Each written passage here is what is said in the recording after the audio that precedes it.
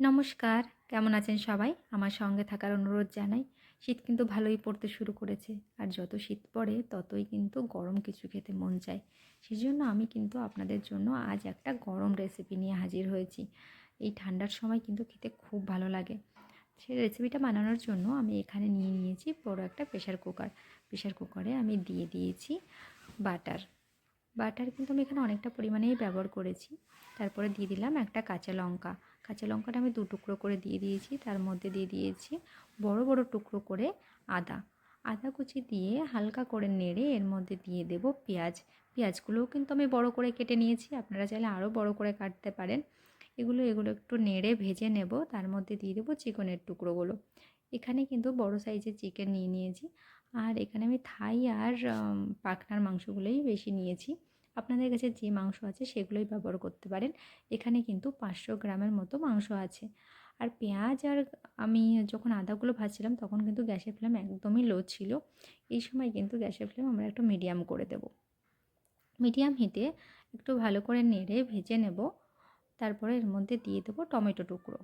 Tomato টুকরো দিয়ে আবার কিছুটা নেড়ে ভেজে নেব। গ্যাসের ফ্লেম কিন্তু এখানে মিডিয়াম রাখতে হবে। এবার দেখুন চিকেনের কালারটা চেঞ্জ হতে শুরু করেছে। চেঞ্জ হতে শুরু করলেই এর মধ্যে দিয়ে দেব নুন।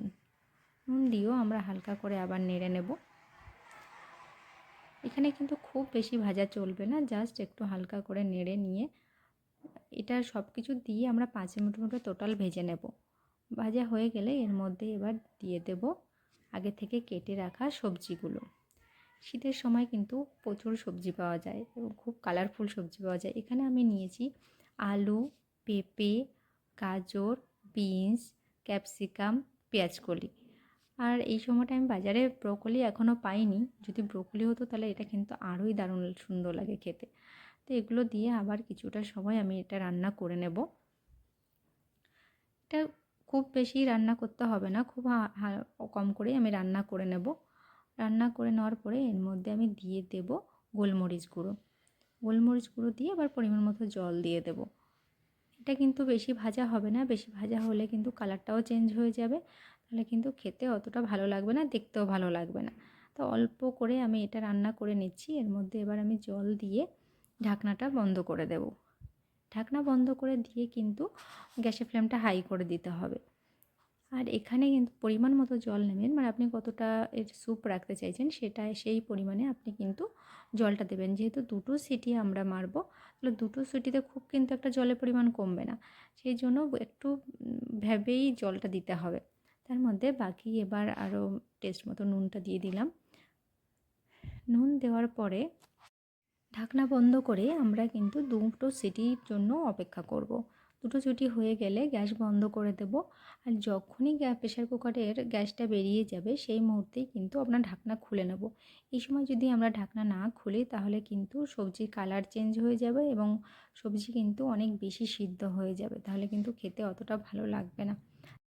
আমাদের কিন্তু রেডি হয়ে গেছে, কিন্তু এই সময় আপনি যদি চান যে ঝোলটাকে একটু গাঢ় করবেন তাহলে কিন্তু 2 চামচ কর্নফ্লোর জলে গুলে মিশিয়ে দিতে পারেন। তাহলে গ্রেভিটা অনেকটাই গাঢ় হবে।